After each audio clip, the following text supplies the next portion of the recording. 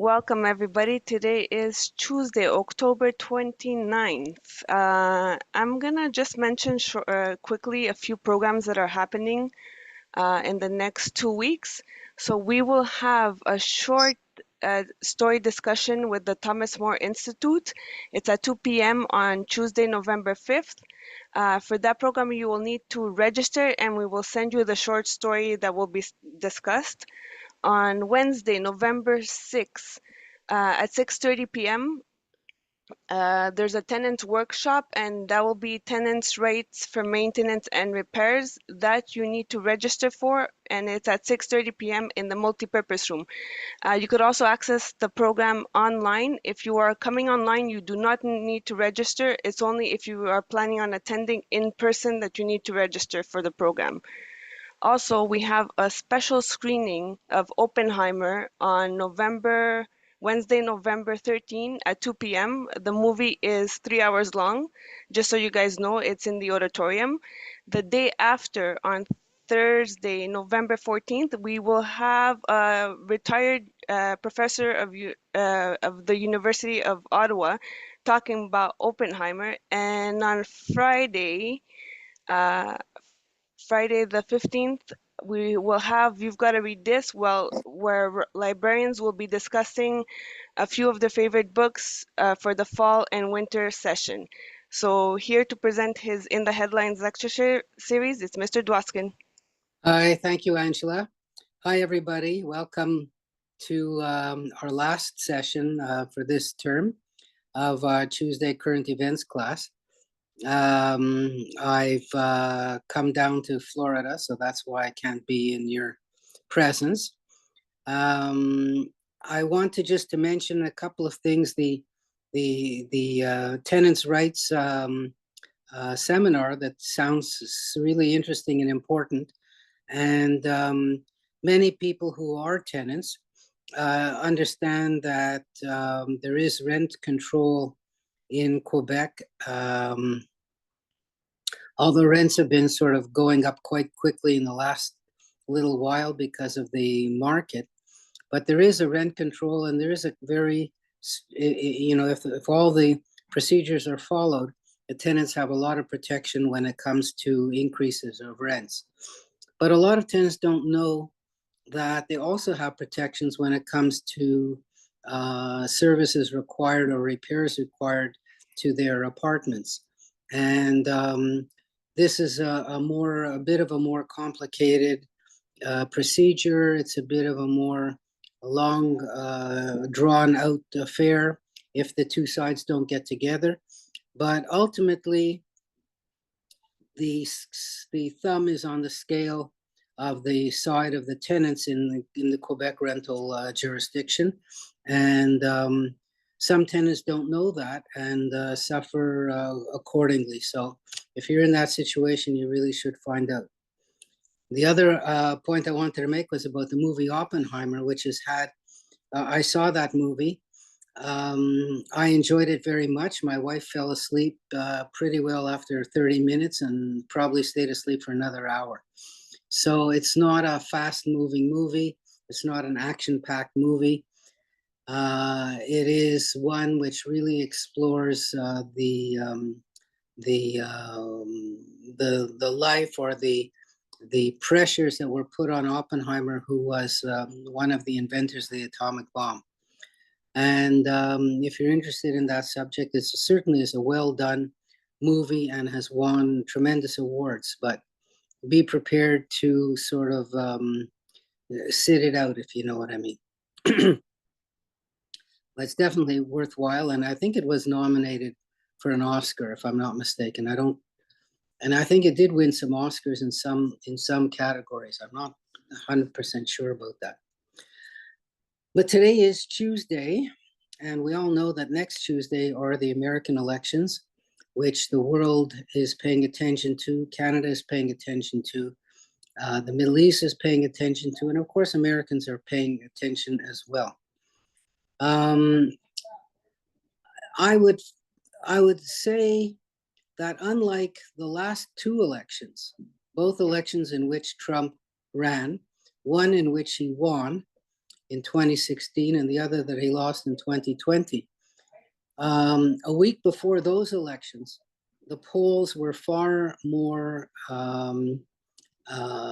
separated than they are now, meaning that in both those elections, the Democrats had a far bigger lead in the polls than they eventually got. And that today, according to the polls, it's impossible to guess, even by the polls, who is going to win the election. The polls in the previous two elections were wrong. The one in which Trump won the election, they were wrong because they thought that Hillary Clinton would win. And the one that Biden won were wrong because they thought Biden would win by even more than he won. So in both times, the polls underestimated Trump's strength. And if the same pattern holds for this time, Trump should win by a relative landslide, because the polls are showing that the numbers are really equal now, whereas, like I was saying, the other two polls showed that the Democrats were ahead.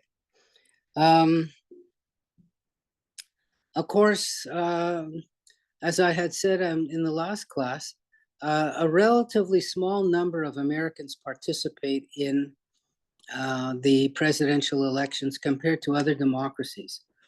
In some countries, and I think Uruguay is the champion, you've got 80% of the people who turn out to vote in an election where there isn't compulsory voting.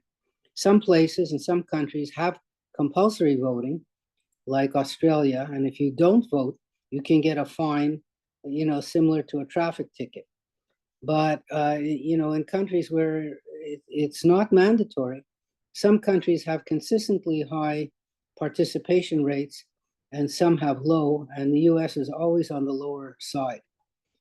Given that fact, the success of the parties in turning out their own supporters really will make the difference, rather than convincing one side to change their votes to a different side. And there's so much, in other words, if you've got a projected turnout of about 65%, that means that 35% or a third of all the voters don't vote. So within that third of the voters who don't vote, obviously, are millions of potential votes, which are wasted if the two parties don't get their people out to vote. And it's a kind of, I would say, a black mark on American democracy, that despite all the advertising, despite all the yard signs, and despite all the hoopla, that such a great number of people choose not to vote. So maybe we'll talk about that for a second and figure out why that is. And there are obviously combinations of explanations for these. One explanation would be that people understand the programs of both parties, and they just don't like either of them, and they don't want to vote for one of the minor parties. So in other words, these are people who are actively deciding not to vote because they feel that either the two parties don't represent their views, or more cynically, that they believe that all politics is crooked and that their vote won't make a difference one way or another, so why should they bother? In other words, the old saying, why encourage them? And then I would believe that there's a far greater number who just are not tuned into elections whatsoever. They don't watch the news. They don't care about the news.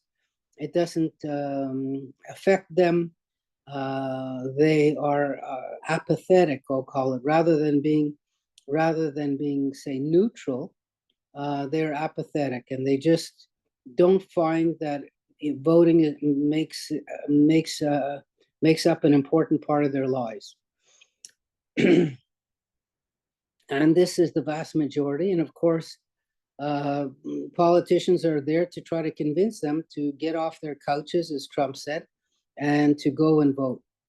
So, you know, the success in turning out these abstainers will mark the successful result in these elections. As it stands now, people who are betting, people who are, you know, have some stake in the game, they feel that Trump is going to win the election by a small amount. But, you know, that people have been wrong before. And like I said, really, the vote seems to be tied at this point. So that is the US election. The largest difference in the voters is the difference between men and women and the difference between the rural areas and the cities. And so the men and women are so far apart, historically the farthest apart ever. So if more men turn out to vote, by definition, Trump will win. And if more women turn out to vote, then theoretically Harris would win. Of course, this is all things being equal and people turning out in the same proportions in all the different states. And this rural-urban division is really quite remarkable, as I will speak about it in just a little bit. But that's not the only election taking place or that has taken place in the recent times. So let's look at some of the other ones. The most important of which was an election in Japan that just happened this past week, which got just about no coverage whatsoever in the national news. And it was a Japanese parliamentary election, which showed for the very first time in over 30 years that the governing party lost its majority in the assembly. So it means that they still are the biggest party. That party is called the Liberal Democratic Party. And but they will have to form some sort of coalition government or an informal coalition government in order to stay in power. This marks really a kind of a, you know, because in Japan things happen slowly, it really marks in a way, a turning point in the way that the citizens feel about their government. So what are the Japanese people so unhappy about? And the number one answer is about the economy, because the Japanese economy has been very, very stagnant for perhaps 30 years, meaning that there has been very, very little economic growth. There has been very little increases in salary. There is very little unemployment, for sure. But the feeling that the country is stuck in the mud is one which is really predominant there. And the governments really don't understand or know how to get out of it. Japan spends the country itself spends a lot of money on services for its people. And for that reason, the amount of debt that the country has is far higher than the amount of debt of other democratic countries. We have to remember that Japan is struggling with so many challenges. It has China on its doorstep that's like knocking on the door, asking to come in. It has the most aging population in the whole world, where 25% or more now of people are over 65 years old, meaning that they are not by and large, not in the workforce, not producing, not paying taxes. They have over 100,000 people who are over 100 years old. Imagine, you know, it's like a whole city of 100-year-old people if you've got 100,000 of them. And of course, they have the world's record for the longest lifespans. So it just means that Japanese will tend to the age parabola, or the age structure of the society, is that they also have so few children, that with so few children and so many seniors, the balance towards the seniors is going to be getting stronger and stronger. And that means that the government will be called on to pay more and more services in looking after the elderly, and getting less and less taxes from working people. Japan is also a unique, perhaps unique, one of the unique countries, Korea may be another one, where they do not encourage immigration in any way. So you can't get immigrants to come in and fill the low-end jobs. Japan has tried to engineer itself around this shortage by using robots extensively, by using automation extensively. Some of you may have been to Japan and seen, a whole dépanneur, which is just a bunch of vending machines, and you just put your money in the or your credit card in the place, and you get whatever you want. And they sell everything in the vending machine. Beer, soft drinks, chips, candy, any kind of products you can get from a vending machine there, because they don't have the staff to man the stores. So this change in election might end up being a kind of a shock to the system, but more than likely, because it's such a conservative country and is so slow to change, that they'll have to kind of bumble their way through trying different things in order to deal with that huge problem that I just mentioned. They are starting to open up the immigration doors just a little bit now, to allow some temporary residents and some people to get work visas from East Asia, but it's really a very, very slow process. The other election which took place, which got a lot more publicity, is the election in Georgia, and I mean the country Georgia. The state Georgia is next week. The country Georgia just held an election which is a really controversial one. So you know that Georgia is one of those ex-republics of the Soviet Union. It's part of the trio of Caucasus countries, Armenia, Georgia, and Azerbaijan. It's a country which has had its borders invaded by Russia several times.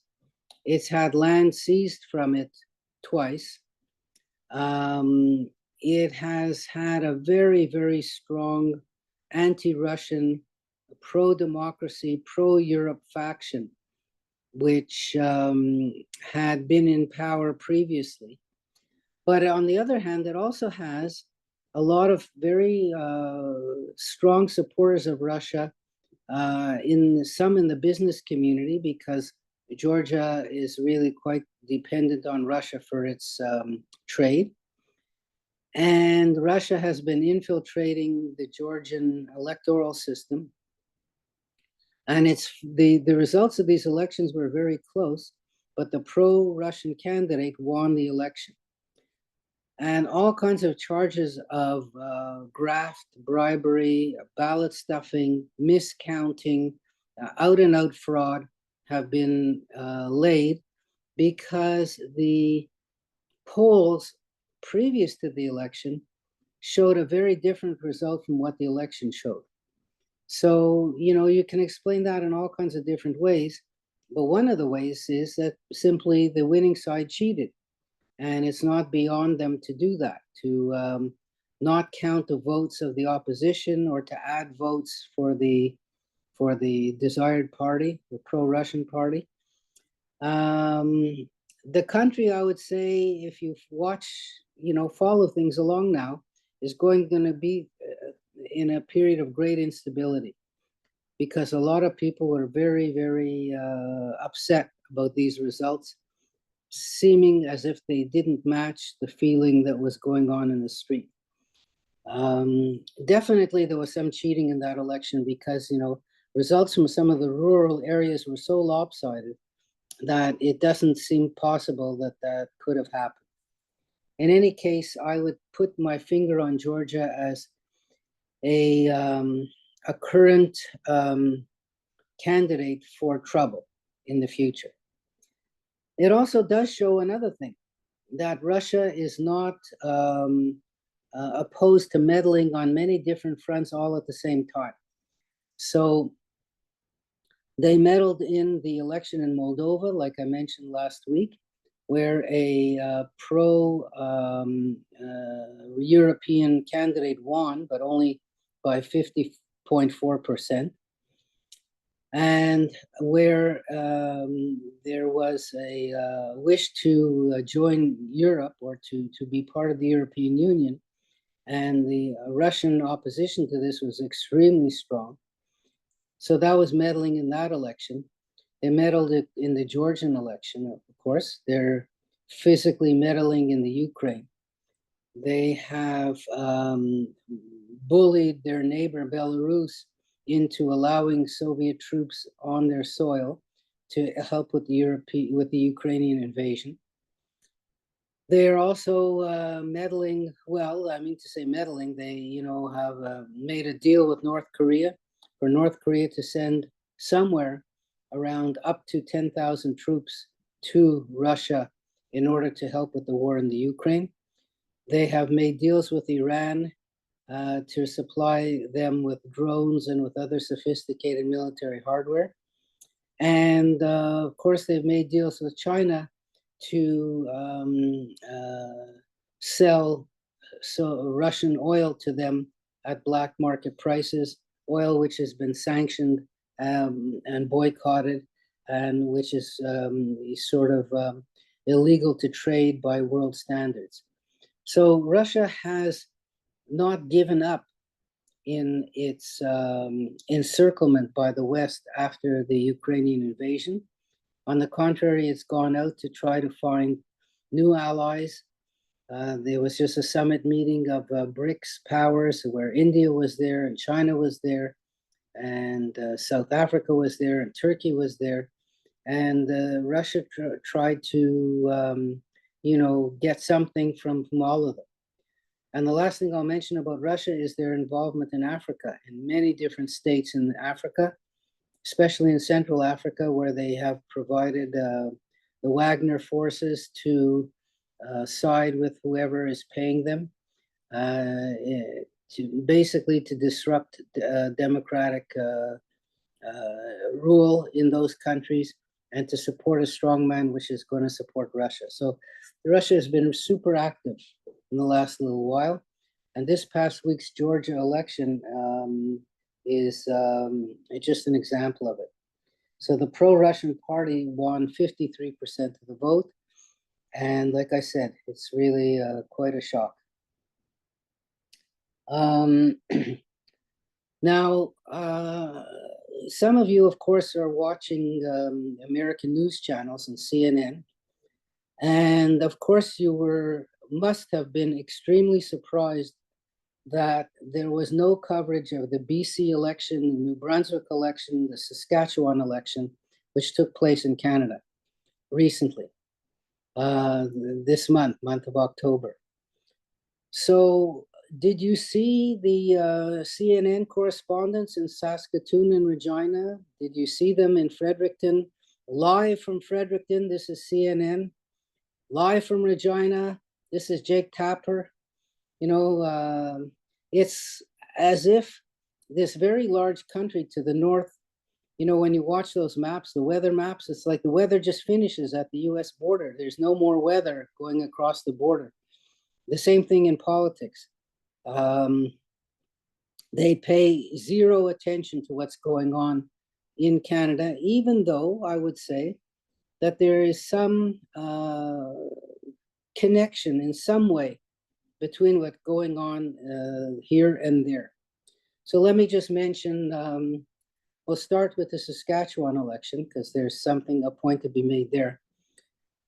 So as seems to have evolved in many of the Western provinces, where there was once perhaps 4 parties elected to the legislatures, a kind of a, we'll call them an ultra-conservative party, a conservative party, a liberal party, and the NDP, and maybe the Green Party. So maybe you can even count 5 parties. Um, things seem to evolve around a kind of a coalition of left versus right. So, in other words, the liberals, which are in the center, for the most part in the West, have been eliminated, have been pushed aside, and there's kind of one conservative government, one conservative party of different names in different places. Saskatchewan Party in Saskatchewan and BC United in British Columbia, versus the NDP, which seems to carry its banner everywhere under the same name. There's also something important to mention about Canadian politics, and that is that on the provincial level, they're very different actors and organizations than on the federal level. So it's been a policy for quite a long time then for the provincial parties to have very weak relationships with the national parties. And this especially goes for the Liberal Party provincially, and even for some of the conservative parties provincially. The NDP is about the only one which kind of remains, has a membership list that are the same in the federal level and on the provincial level. And obviously, this is done in the case of the Liberals or Conservatives, is that, if a Liberal is in power in Ottawa and he's unpopular, then the provincial Liberal Party doesn't want to be associated with that unpopularity, and so they say, we have no ties with them. Certainly in Quebec, the provincial Liberal Party of Quebec under Bourassa, broke ties with the federal Liberal Party so long ago that all they share basically is the same name. They share a lot of voters, but structurally they are quite separated. So to get back to the Saskatchewan election then, the Saskatchewan Party, which named itself, I would say, as a version of the Parti Québécois, in other words, the Quebec Party, the Saskatchewan Party said, you know what? We like the success that the Parti Québécois had, and we're uniting liberal elements and conservative elements. So we don't want to call ourselves the Liberal Conservative Party of Saskatchewan or the Conservative Liberal Party of Saskatchewan. Why don't we just pick a simple name, the Saskatchewan Party, and that way people will know that we are sort of trying to represent the whole province just the way the Parti Québécois did. So this party then had an election. They were in power already. They lost some seats. But what's remarkable is that there basically are only two cities in Saskatchewan, Regina and Saskatoon. Any other places I would have to call more towns than cities. In those two cities, there are 26 constituencies altogether, and 24 of them were won by the NDP. So we're talking now, 90%. And I was mentioning that in the United States, and the Conservatives, I should say the Saskatchewan Party, won pretty well most of the rest of the seats in rural Saskatchewan. Not all of them, but most of them. So this kind of rural-urban divide, or a divide between more left-wing politics in the cities and more right-wing politics in the countryside, this is exactly the scene in the US. And it's mirrored here in Canada, certainly by the results of the Saskatchewan election, and somewhat by the results of the British Columbia election, which, although it took place over a week ago, is still not finally settled. And the NDP is leading by one seat over the British Columbia United Conservative Party. And there's still votes to be counted, and there's 2 Green Party members. So it pretty well mirrors the results of the last election, where in the British Columbia, the Green Party had the balance of power and decided to throw their lot in with the NDP. The same split between urban and rural happens in BC, but it's not quite as marked or as straight as the one in Saskatchewan. So the NDP does win ridings in the rural parts of the province, and the Conservatives do win parts in some of the cities in the province. So it's not exactly straightforward as in some other places, but the tendency is definitely the cities support the NDP, and the rural areas outside of Vancouver Island, anyway, do support the Conservative Party. There also was an election in New Brunswick, so a bit of a surprise where the Liberals overturned the Conservatives who were in power for so long. And there's going to be an election in Nova Scotia this November. Similarly, I'm expecting hordes of American news people to show up in Halifax to cover the election, because by November they won't have anything else to do, because the US election will have been decided. So let's get back to that. And by the way, you might have heard the news today that the Bloc Québécois in the federal parliament decided not to support the Liberals anymore. So it could be that the government will fall, the federal government will fall, if the NDP and the Bloc get together to vote against it. Then it will fall, and there will be an election much before the scheduled election, which is supposed to be in a year from now. So it remains to be seen if that will happen. But clearly, there are rumblings inside the Liberal Party, and the weakness of the Liberal Party is being capitalized on by the other parties to try to force an election when the Liberals are down. And nobody wants this more than Pierre Poilievre of the Conservative Party, because the polls will show that he would win a huge majority if an election were held today. So, leaving Canadian politics aside, let's turn back to American politics and see what's the news of the week, of which there have been plenty. Some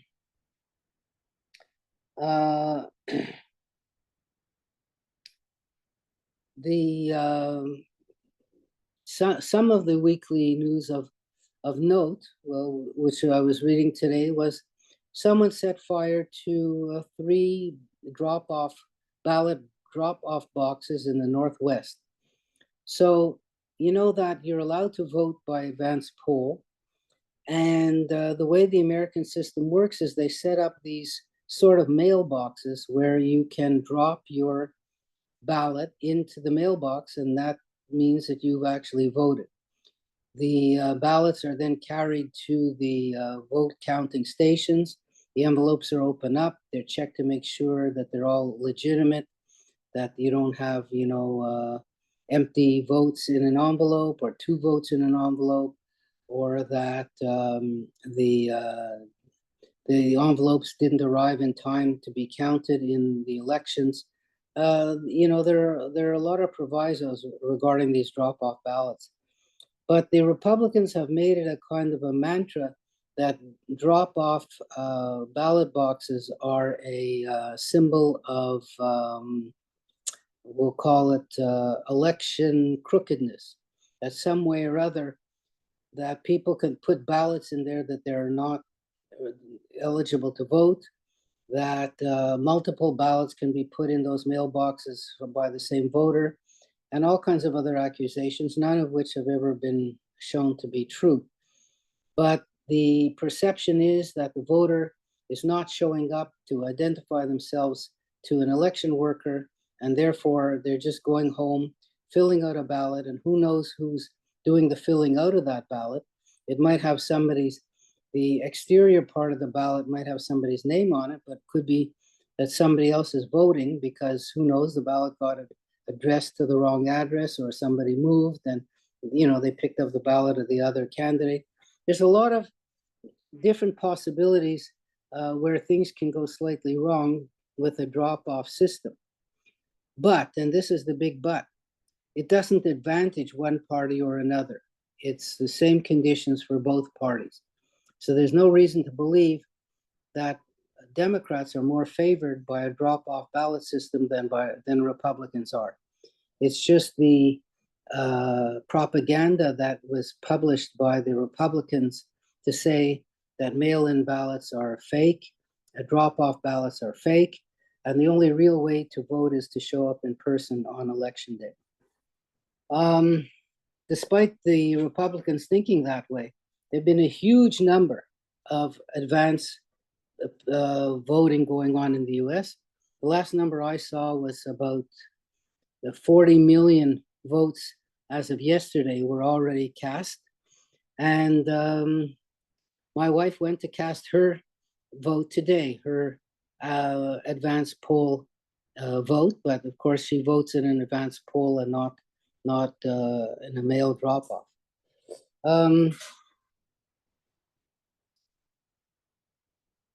Excuse me 1 second, I'm going to just turn off some noise.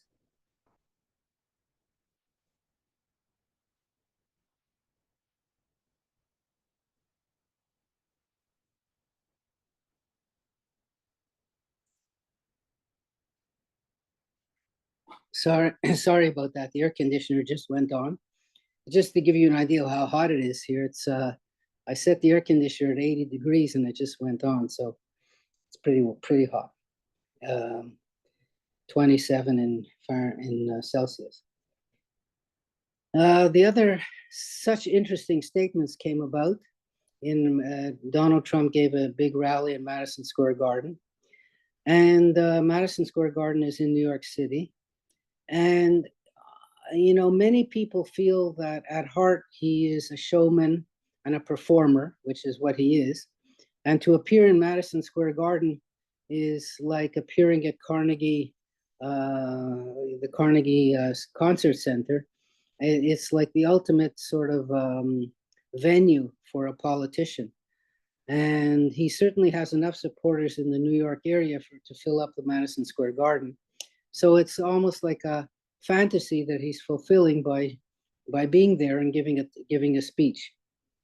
So you, of course, might have heard that one of his warm-up supporters gave a speech saying that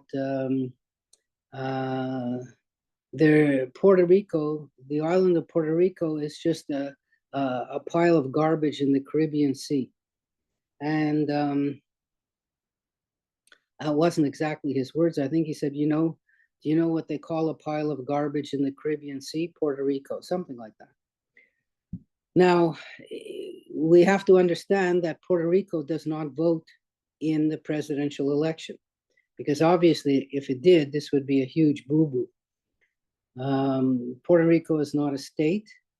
It's a commonwealth. It's a self-governing, semi-independent jurisdiction from the United States. All people in Puerto Rico are United States citizens, but they don't get to vote either for the president or for the Senate or for the House of Representatives.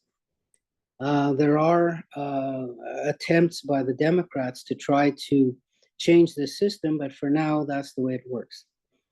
But there are hundreds of thousands, if not millions, there are millions of Puerto Ricans living in the United States, but there's hundreds of thousands of Puerto Ricans who live in the swing states, especially in Pennsylvania. And well, Florida is not exactly a swing state, but there's plenty of Puerto Ricans who live in Florida. And this joke, so-called joke, was so insulting that the Republicans themselves, especially one of the ones, Rick Scott, running for the Senate in Florida, he had to jump in to say, oh, Puerto Ricans are such wonderful people and they're such hard workers, and this was a bad joke. The fact that the Trump organization would allow somebody of that sort to get up and give racist and insulting comments just tells you enough of the of the mindset of the way the Republicans are, meaning that this person just said what a lot of people feel, and other politicians are much more careful, and they might feel one way, but they're not going to say it. But it goes along with the same attitude that Trump had, mentioning blank hole countries that he doesn't want immigrants coming from. And why don't we send all the people who come from blank hole countries to go back to where they came from? So it really is a kind of a theme, we'll say, in the Trump version of politics. So that happened just this week. Other things that happened this week are that some of the important people who worked for Trump, including the chief of staff Kelly, called him a fascist.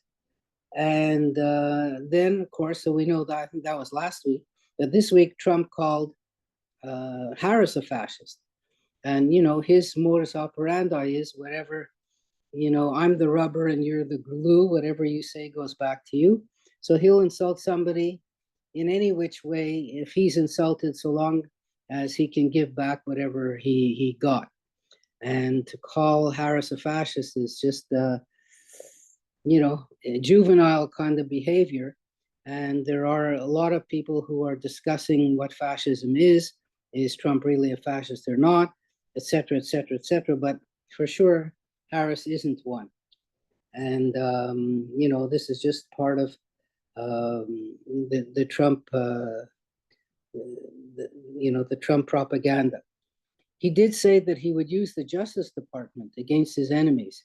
He did say that he would like the army to intervene against enemies of the United States who are in the United States.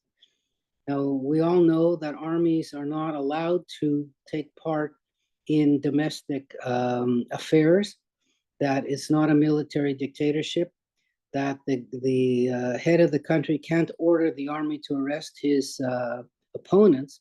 But that's exactly what Trump would like to do, and that's exactly his mindset.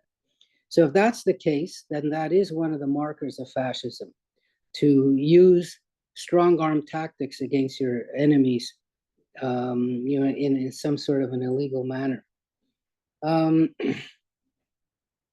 He also would call for boycotts against companies he doesn't like. And for that reason, you might have noticed this past week that many of the upper echelon business leaders have been silent on Trump, silent to criticize him. The Washington Post newspaper, one of the most prestigious newspapers in New York after the New York Times, Los Angeles Times, the owner is Jeff Bezos, and he, for the first time, refused to endorse a candidate, meaning he refused to endorse Harris. And this caused a huge amount of consternation in the staff of the newspaper. They've had many cancellations of their subscriptions. They've had some people quit altogether. And, Bezos figures, look, if Trump gets into power, I want to be on his good side. I have lots of other businesses, and I need his support. And so that's why Elon Musk and other people, Mark Zuckerberg, the head of Google, the head of Amazon, all of these big business leaders have all called Trump up in the last couple of weeks to just chat with him. And it goes to show that these people are afraid, in a sense, of Trump winning an election and doing anything against them. So they want to be on the good side. There's another, I'm going to finish off this election part before going to something else. There was another piece of news that I read today. You might have seen it somewhere. The most prominent there's two third-party candidates running for president. One is the Libertarian Party, and the other is the Green Party. The Green Party is led by Jill Stein, who ran the last time. And they get between 1 and 1.5% of the vote.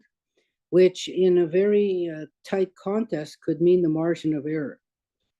Her vice presidential candidate, Mr. Ware, who is a college professor in California, is a huge Hamas supporter. And he has unabashedly praised what Hamas has done. He said it's a revolution, just like the way there was a revolution in a rebellion in Virginia in the 1830s by the slaves. He says it's the same thing. And they've gone to Michigan to try to appeal to the Arab voters who are concentrated there and who are very upset with Biden for supporting Israel and who are also upset with Harris for doing the same thing. They, of course, would never vote for Trump, but the fact that they either won't vote or will vote for Jill Stein will definitely, I would think, be the margin of difference in this particular election in Michigan. In other words, if it's really close and Trump wins, if you would add all the votes that the Green Party gets to Harris's total, that would make Harris win the state. If, on the other hand, Harris wins the state without the Green Party, I mean to say, if she wins it on her own, then the Green Party's votes don't count for anything.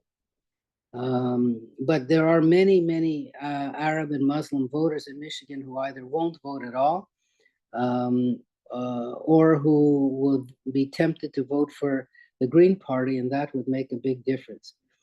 You might remember that in the 1980 election, with Al Gore running against Bush, that Ralph Nader, he ran for a Green Party candidate, and certainly in Florida, he won so many votes that it would have been the difference of his, if you would add his votes back to the Democratic Party's votes, the Democrats under Gore would have won the election by a long shot, because Ralph Nader got so many votes. The argument, when someone asks Jill Stein, well, aren't you just putting Trump in power? She says, look, as far as I'm concerned, both parties are rotten, that I'm getting voters who normally would not vote at all rather than vote for one of the other two parties. So partly that's true, but partly it's not true. The latest surveys among the Jewish population in the US show about 70% support the Democrats and about 30% support the Republicans. Within that 30%, a very large number are Orthodox Jews. But a survey was just done in Israel asking the Israelis, if you were able to vote in the US election, how would you vote? 17% said they would vote for the Democrats, 17. 66% said they'd vote for the Republicans, and the remainder was just not sure. When it comes to supporters of the Netanyahu coalition, meaning the Likud party and his right-wing ultra-nationalists on the one side and the ultra-Orthodox on the other side, 95% of voters of those groupings would support Trump. Netanyahu, he loved Trump so much that there was a building project in the Golan Heights, and Netanyahu called it Kiryat Trump, or Trump City. Trump, of course, recognized Jerusalem as the capital of Israel, moved theoretically the embassy to Jerusalem, although most of the work is not done there, and also recognized the annexation of the Golan Heights.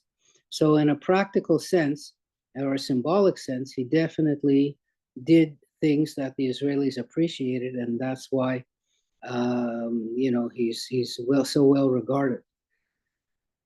I think that Mr. Netanyahu feels that he can outsmart Trump a lot faster than he can outsmart,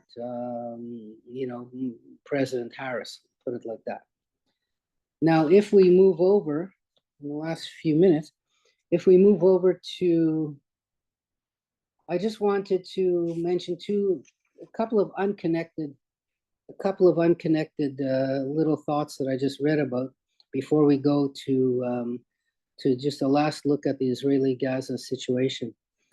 I just read a statistic today that 1/5 of families earning over $150,000 a year US are living paycheck to paycheck.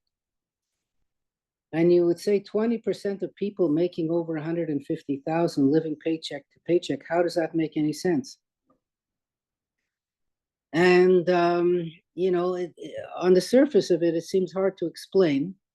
But if you figure out that people have bought huge houses with huge mortgages and have huge bills for other stuff that they've bought, like fancy cars, for example, and if they live a very high lifestyle, then they could easily outspend their earnings. And then, by definition, they're living paycheck to paycheck. So it's just what struck me, we know that there's always people who will spend more than they get, no matter how much they make. But it was the 1/5 number that sort of surprised me. That sounded like really, really high. The other interesting fact that I saw today, and this goes along with the talk I gave about climate change, is that Mount Fuji in Japan still has no snow on it.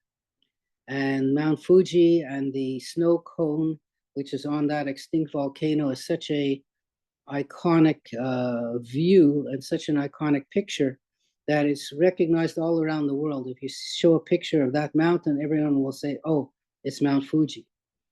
In 130 years of record keeping, they have never had no snow this late in October. So it's another sort of signal or proof that the world is warming up, and the global warming is happening not just in one place, but in many different places. And this is just one additional example or proof of that. So without going on farther about that subject, let's just finish off by saying that the Israeli government today passed a regulation or law saying that the United Nations Relief Agency is not allowed to work anymore in Israel. And this is the organization that the United Nations mandated in 1948 to look after the needs of Palestinian refugees in Palestine and abroad. And they are the ones who, for the most part, in Gaza were operating schools, were operating social service centers, were handing out money and welfare. And after the war started, we're distributing aid to the civilians in Gaza. Israel has always objected on so many fronts to UNRWA because its leadership was always anti-Israeli, because the refugees of 1948 are today mostly passed away, and yet the agency takes it on itself to service the descendants of those refugees, which means that in theory they can be helping refugees hundreds of years from now from a situation that is long gone.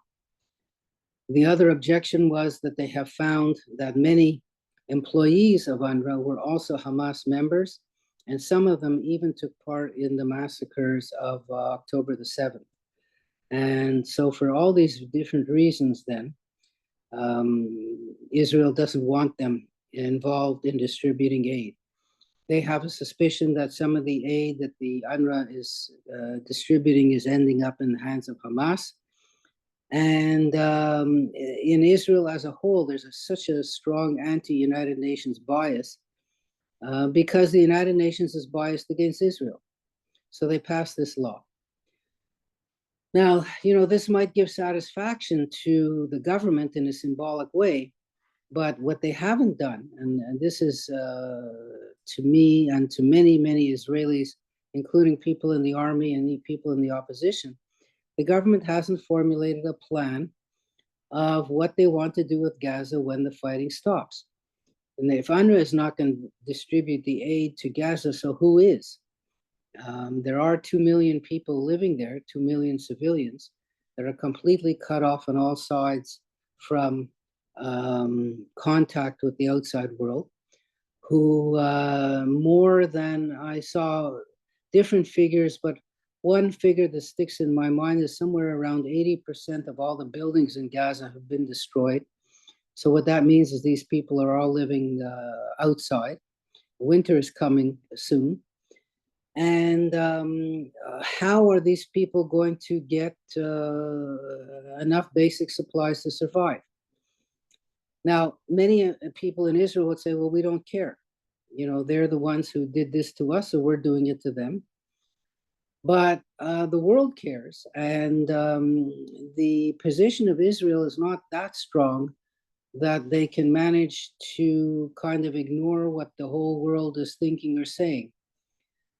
There has been an offer of distribution of aid by a private company I was reading about, an American company, but it's run by a former Israeli. And they say, look, we are bidding, we're bidding to be able to supply aid on a private basis.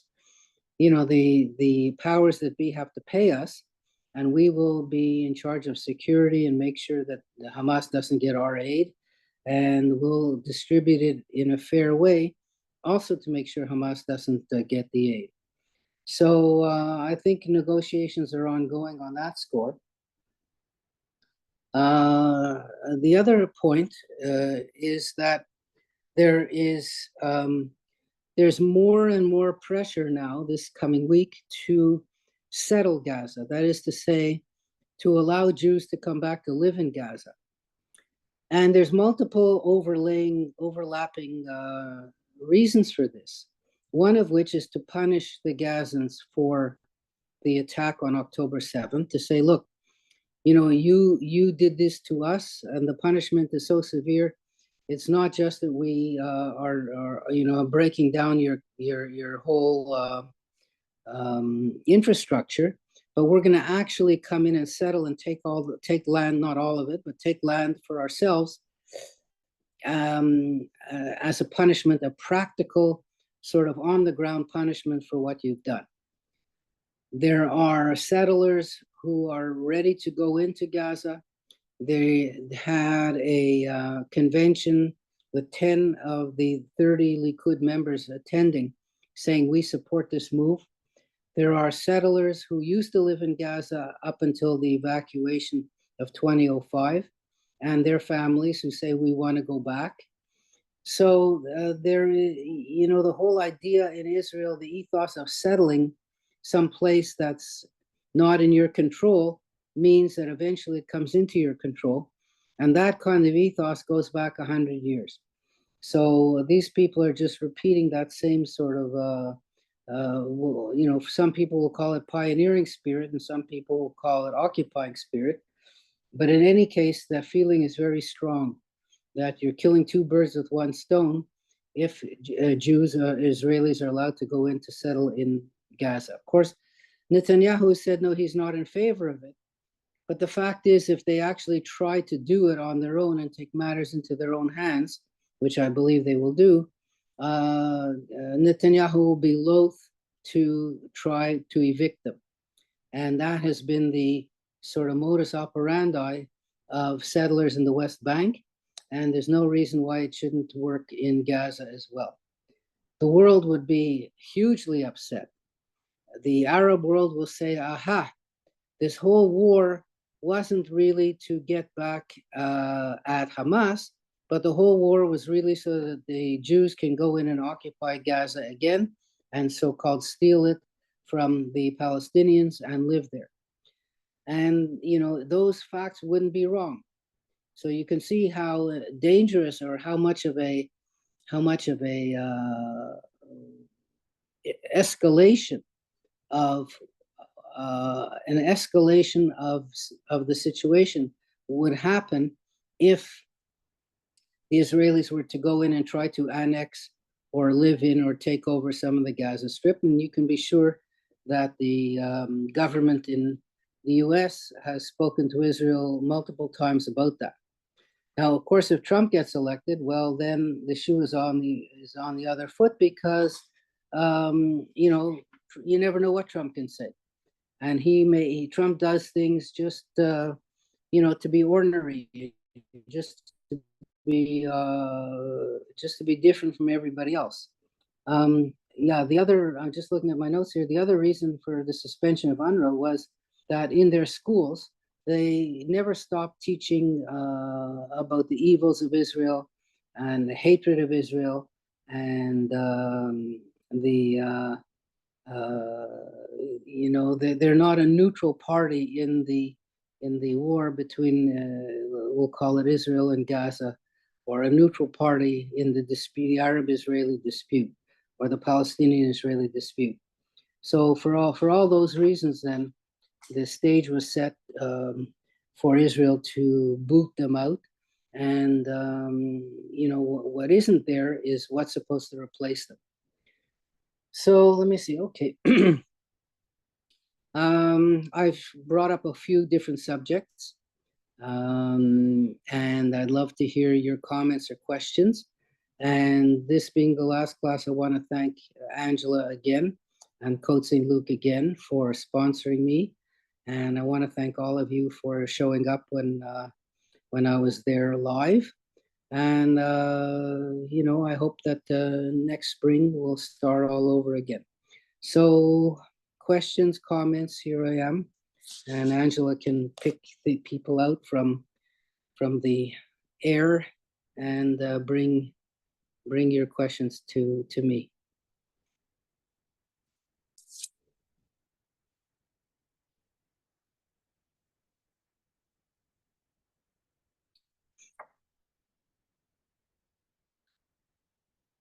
Can you still hear me, Angela? Yes, I can still hear You you, do? Mr. Yeah, Dwoskin. There's okay. just I'm Yeah, just waiting to see if somebody's okay. gonna read them. All right. I don't want to say outrageous things to get people upset, but it's nice to have some comment and feedback. I will say that, just driving around here, and I'm in Broward County, which is probably the most Democratic county in Florida.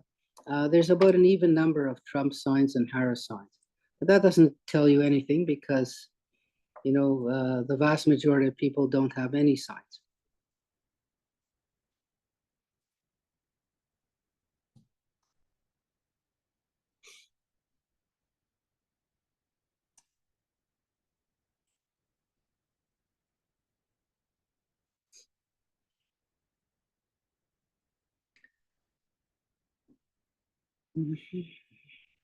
So, what do you say, Angela? That being the case, I'm going to thank you again. And, I'm going on some world travels in the next 6 weeks to Asia, to Sri Lanka, India, and also to Egypt. And I